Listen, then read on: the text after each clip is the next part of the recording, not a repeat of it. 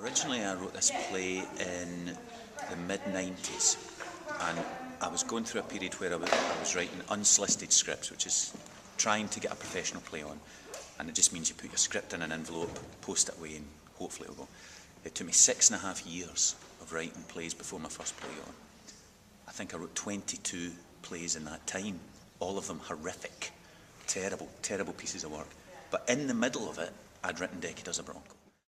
This one was set in my hometown of Girvan.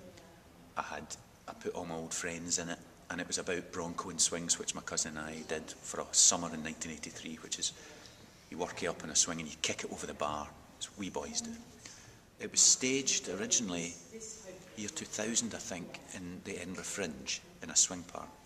It's normally done in a swing park where children are playing, and the audience sit in a circle around these adult-sized set of swings, and it's about children playing. It's about children as an adult comes back, narrates this whole story of really a kind of unimaginable sadness that happens to this group of wee boys. But most of the play is wee boys playing, you know.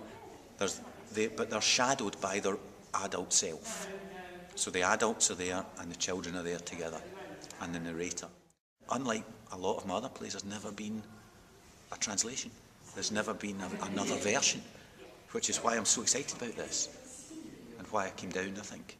But there's something about this appeals to me, that it's in Welsh language, and that it's where it's touring to, where it's set, the great translation that I hear only good things about. And now that I'm working on it a little bit, I can see how good the translation is, and I'm starting to see those decisions that have been made to just ever so slightly focus the camera on this audience, this specific audience.